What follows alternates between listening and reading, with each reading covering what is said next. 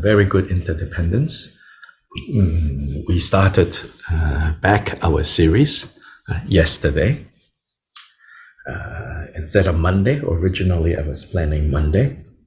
And then I had something came up the last minute. I had to be somewhere at 9 in the morning.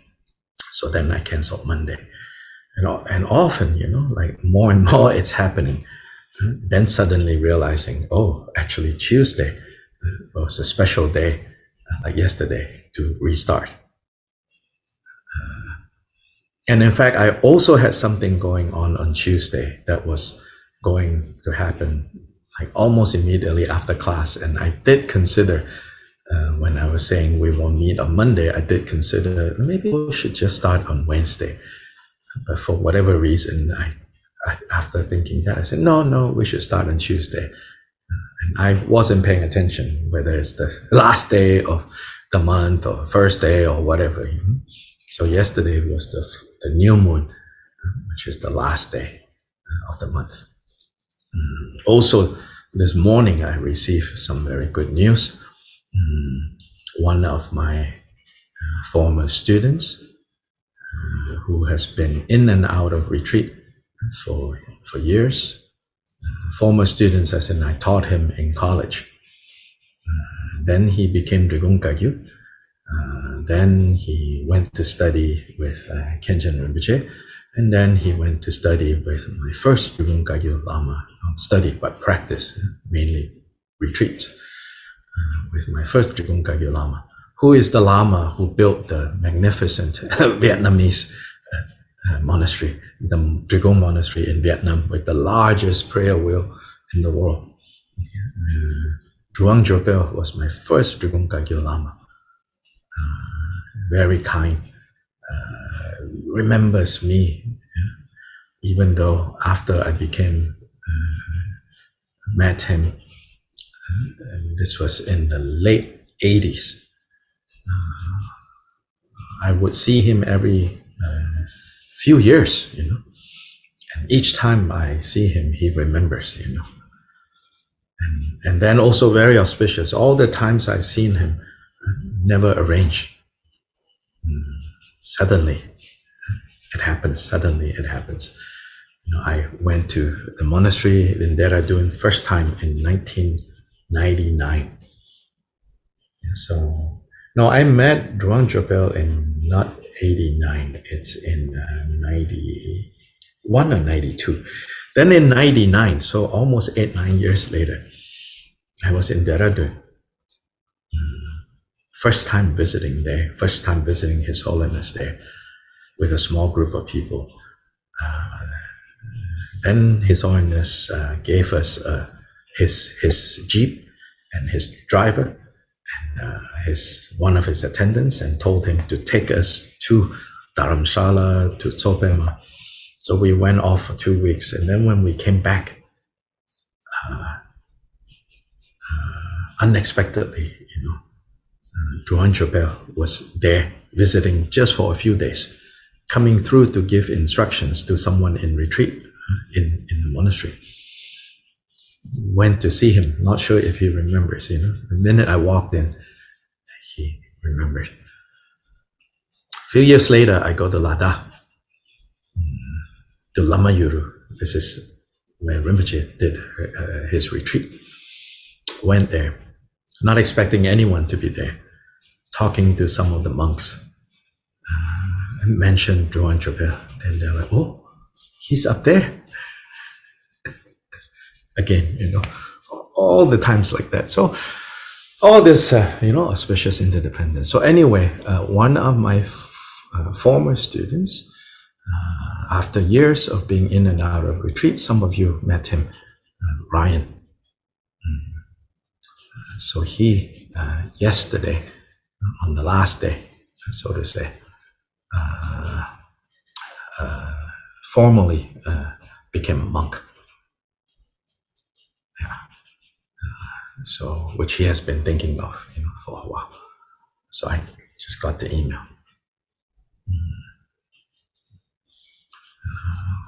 Another couple of things yesterday, very special. Some other time, I will share with you. And so yesterday was a memorable day.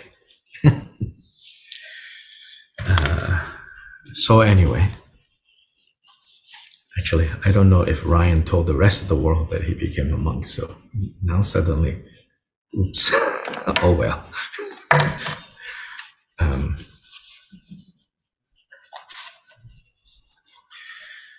Statement 10 of chapter 5.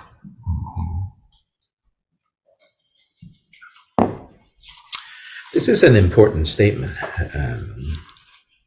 Well, of course, all the statements are important, but this is a very, I think, significant statement. It says, all the ritual elaborations, meaning, all the ritual details, that are, and here it's not just any ritual, right? We're not talking about just any ritual. Here, remember the context is secret mantra. So the Vajrayana practices with all the ritual details. So here, Jigten Sumgon says, these elaborations, all these details, elaborations, you could translate as details, all these finer points of ritual, they are a natural dependent origination. Meaning, the great masters, the Mahasiddhas, Buddhas, when they taught us these details, it's not that they arbitrarily created them and made them up out of nothing. But they were made up. In fact, yes, they are made up, so to say, right? Which is a way of also saying dependent origination. But they were made up based on reality. They were made up, they were interdependently created, devised, based on those sublime beings who can see directly how doing this can help foster this quality of mind. Doing that can help develop, refine this quality of mind. Doing that can dispel, help provide the conditions for dispelling this particular defilement or that particular defilement. So this is what statement 10 is saying. Again, this is pertaining to the issue which we have already seen in earlier chapters. There is one issue that Kyobpa would address again and again, which is where he says, when we say that Buddhas and Bodhisattvas have manifest all these different forms, perhaps even kind of strange forms, especially in secret mantra, so that other Buddhists who don't accept secret mantra, they look at some of what we call Buddhas and Bodhisattvas, and they will be like kind of scandalized. They're like, what do you mean? These look like demons. And so then some people will say, Buddhas and Bodhisattvas, they devised that these things based on what sentient beings like. No, not based on what sentient beings like, but rather based on what sentient beings need, what is good for them. And what is good for them necessarily has to be based on the principle of what is real, what is true. What is the principle of what is real and what is true? Karmic causality. So we cannot say, Buddhists, we should not think, Buddhists manifest this wrathful, ferocious form in order to attract angry people. I mean, we could say that, but we have to be careful not to think that Buddhists advocate, anger.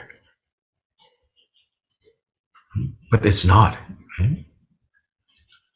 Sometimes you even hear people say, oh, in Vajrayana, you can drink. You can do this, you can do that. Oh, because, this is a higher level of practice,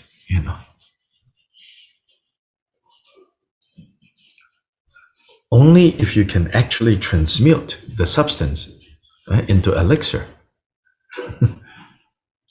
whereby when you take it, it doesn't affect your mind. Not only one, it doesn't affect your mind.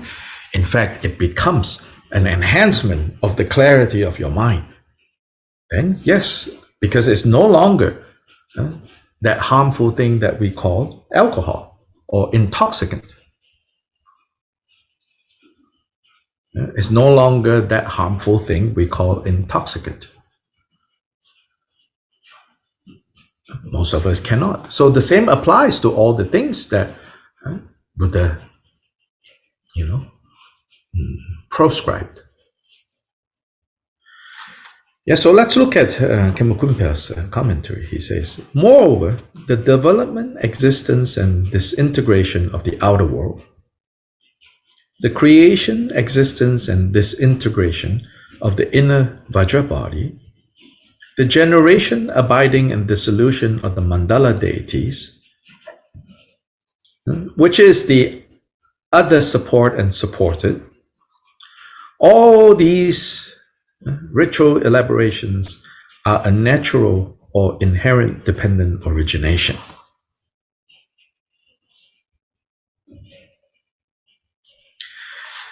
In the footnotes, it says ritual elaborations here refer to any kind of Vajrayana practice that includes ritual objects or visualizations.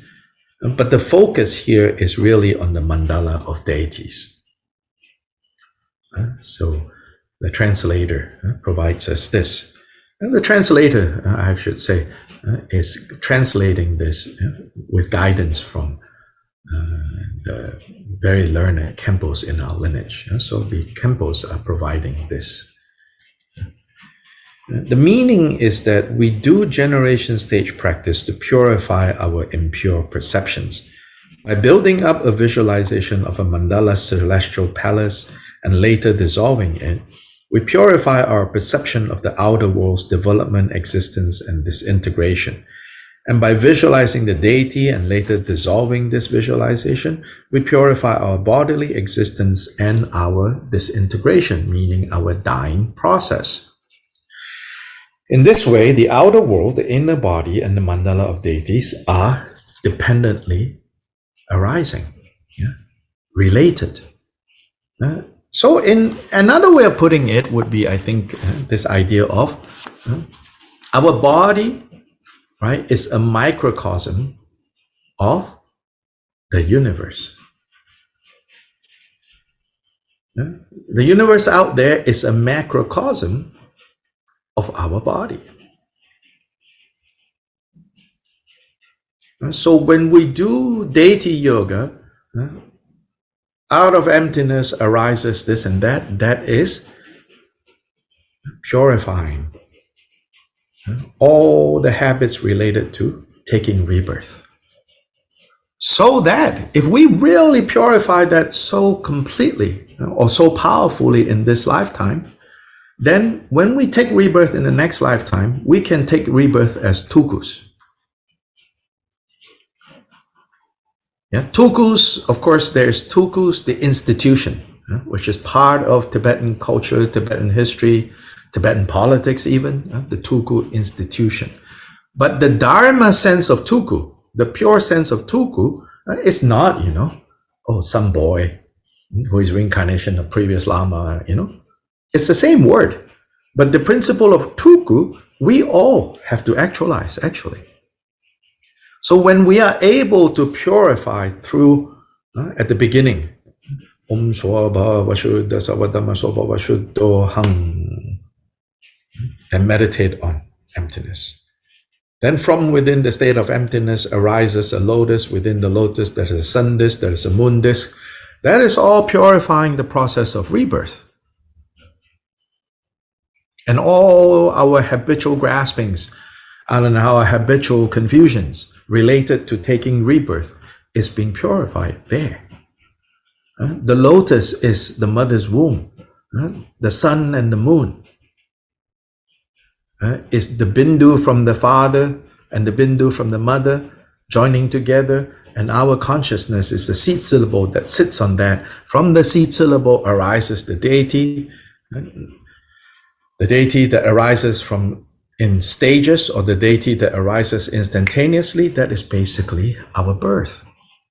So when we don't have such strong, stable mind, we do the deity arising in kind of an instantaneous way. Yeah? But if we have more stability of mind, there are more detailed arising of the deities, whereby first the syllable turns into a symbol. So if it is Avalokiteshvara, for example, the Hri syllable will turn into a lotus flower. Inside the lotus flower, there's another Hri syllable. And from there, it slowly turns into completely Avalokiteshvara. And what's going on with that slowly, step by step? It's purifying the stages of the gestation of the embryo. So at every stage of the embryo developing, there are a bunch of karmic baggage and mental habits that are starting to form while we're in the womb, gestating. So then, creation stage at the beginning, with all the detailed steps, it's purifying all the habits. So we're training and training and training so that the next time we take rebirth in the womb, the usual momentum of confusion and defilements, we know how to purify when we are in the womb and forming.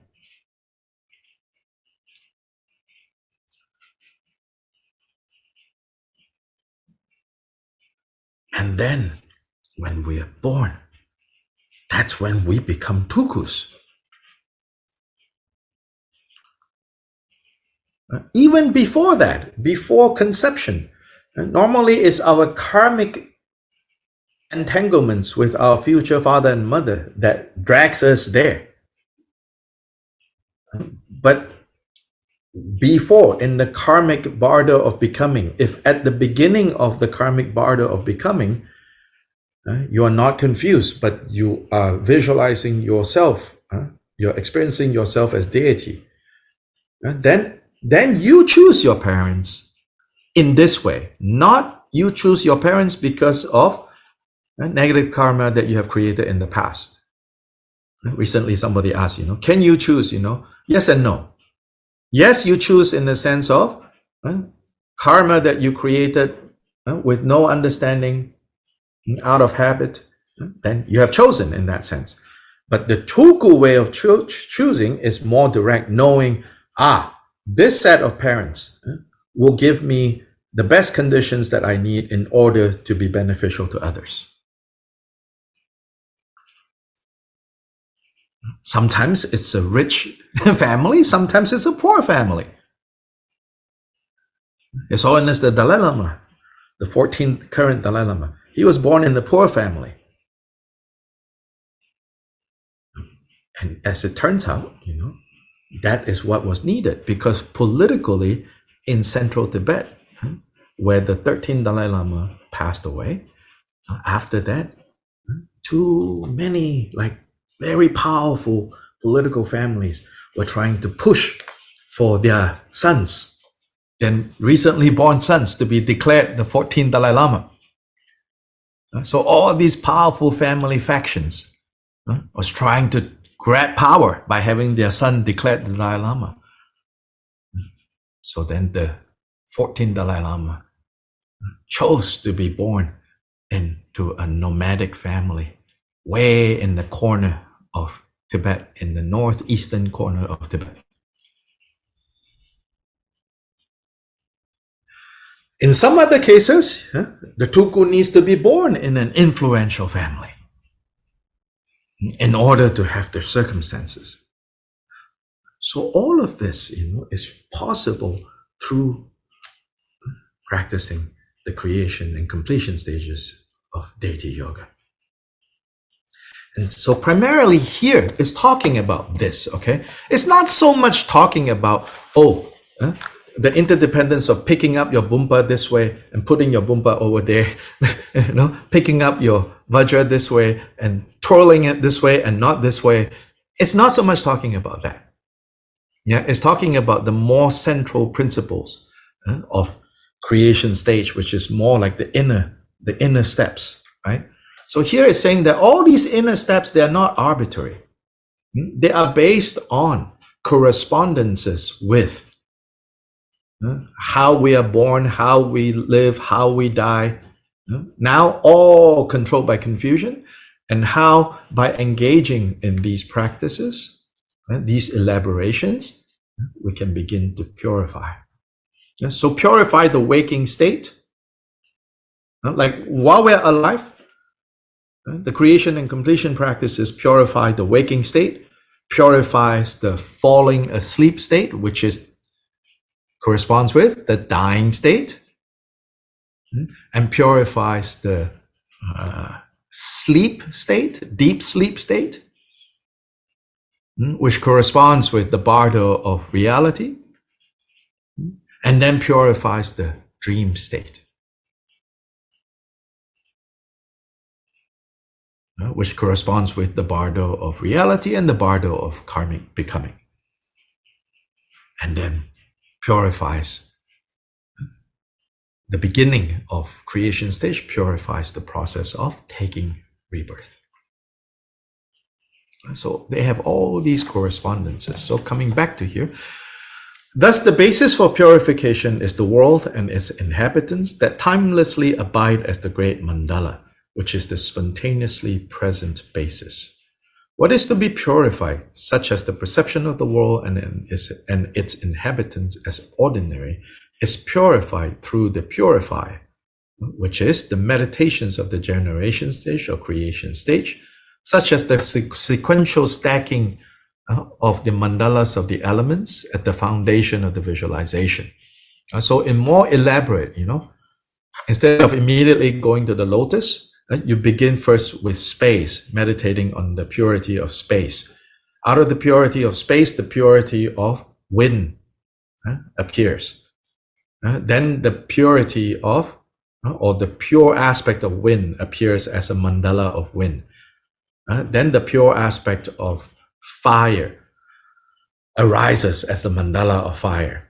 Then put on top of that is the purity of the water element. On top of that, the purity of the earth element. Then you stack. This is called stacking the mandalas of the elements, is what he's talking about here. So the meditations of the creation stage, such as the sequential stacking of mandalas of the elements at the foundation of the visualization, and all the way up to the completion stage practice. The result of the purification is Vajradhara, endowed with the 7 aspects of union. And the supreme path that actualizes this is the inseparability of the outer, inner, and other aspects, which is the marvelous feature of the secret Vajra King, meaning the highest yoga tantra.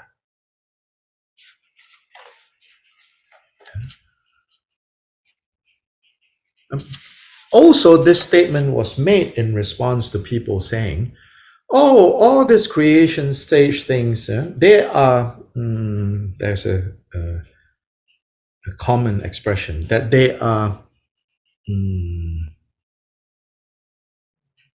what's the word? Sorry. That they are contrived.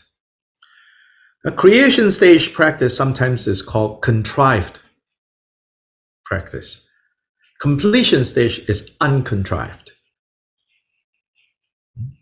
So immediately, those of us who don't have much understanding, we think, contrived is just a way to get to the uncontrived. Then also we are lazy, And we say, the creation stage is so troublesome. I like completion stage. Uncontrived. Now I'm meditating on emptiness.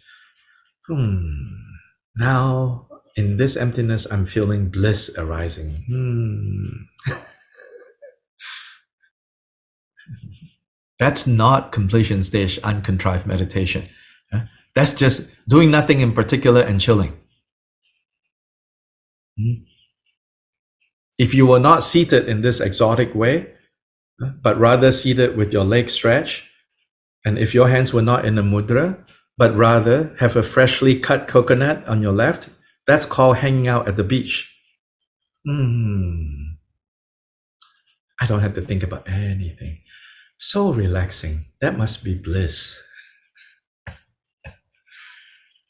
We think we're practicing completion stage. Oh, the Mahasiddha said, completion stage is not possible without creation stage. So even though when it's called contrived, it's not contrived from confusion.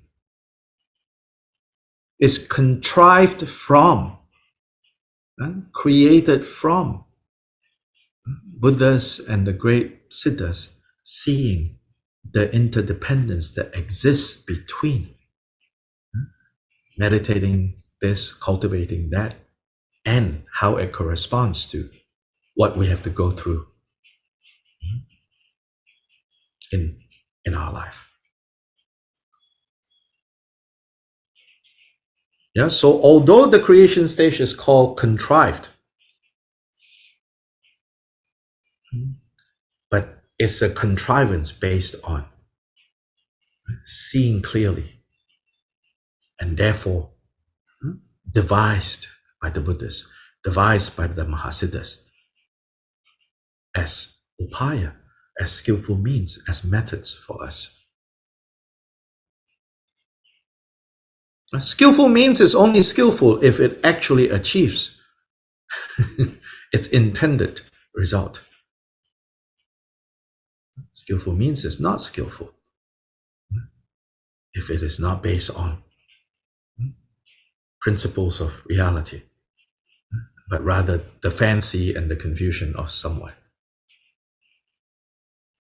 Yeah, that's why in the last few statements it advises us not to arbitrarily take things that are not in the sutras and tantras, even if it is our own teacher who said, oh, in a vision I have this and that. They say, well, yeah, but we don't know how reliable that vision is. Whereas what's found in the sutras and tantras and what has been tested and experienced and taught by the Mahasiddhas, by the lineage masters, those we can rely on, or need to rely on more so than individual arbitrary points. So even like here, obviously, when I'm alert, aware enough, I will sometimes say to you, I say, okay, this is just my opinion. So that's like an individual's, and I offer it so that you think about it, but don't simply accept it, And in other places, it's like I'll say, no, this is generally how it is taught already. Then that we can mostly focus on that. That we need to mostly park ourselves there. Then every now and then, my particular personal insight, may or may not be helpful. Your main way of practicing should not be based on that, but should be based on what has been generally established to be the way it is. Yes, Judy?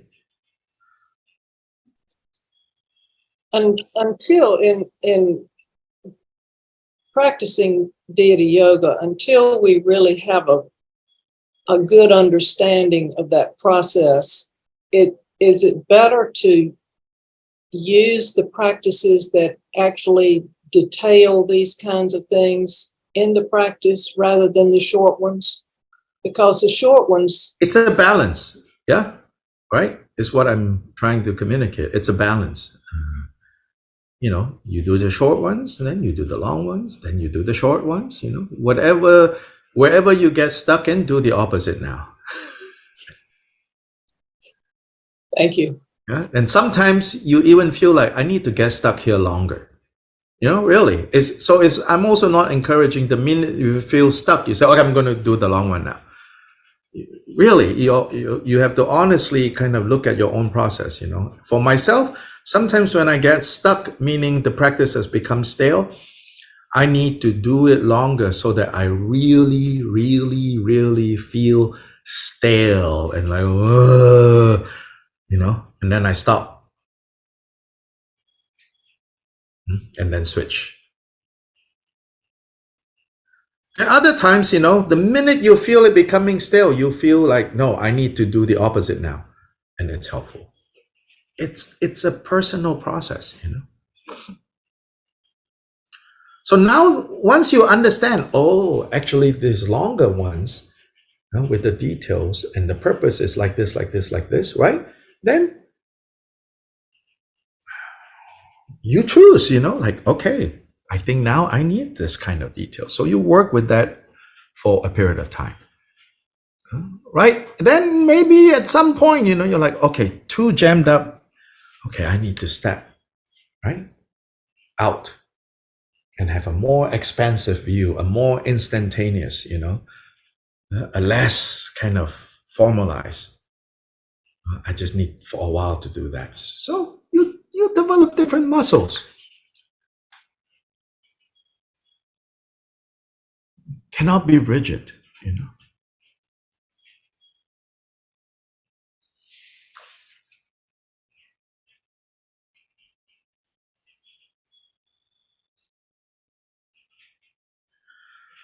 So today we're gonna stop here. Let's do Kyobpa Rinpoche's dedication.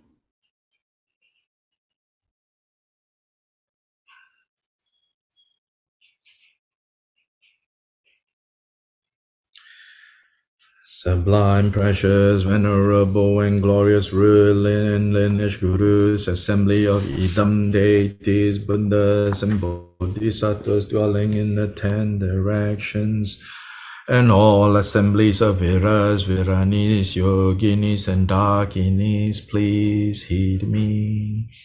May the virtues collected in the 3 times by me and the entirety of samsara and nirvana, and the inherent root of virtue not result in the 8 worldly dharmas, the 4 causes of samsara, and the resultant states of hearers and solitary realizers, and may all mothers sentient beings limitless as the sky, particularly those enemies who hate us, obstruct us, who harm, and those who create obstacles, maras who mislead, and their mara retinues, have happiness, be separated from suffering, and quickly attain the unsurpassed, perfect, and precious Bodhi by the power of this vast root of virtue. May we benefit sentient beings with body, speech, and mind. May they afflict the thoughts of attachment, aversion, ignorance, pride, and jealousy not arise in my mind stream. May thoughts of name, fame, gain, respect, and so forth in this life not arise for even a moment. With my mind stream moistened by love, compassion, and bodhicitta, may I come under the care of virtuous spiritual friends, and having become as limitless as space, may I achieve the supreme attainment of Mahamudra in this very life. By the virtues collected in the 3 times by me and the entirety of samsara and nirvana, and by the innate root of virtue, may I and all sentient beings quickly attain the unsurpassed, perfect, complete, precious Bodhi.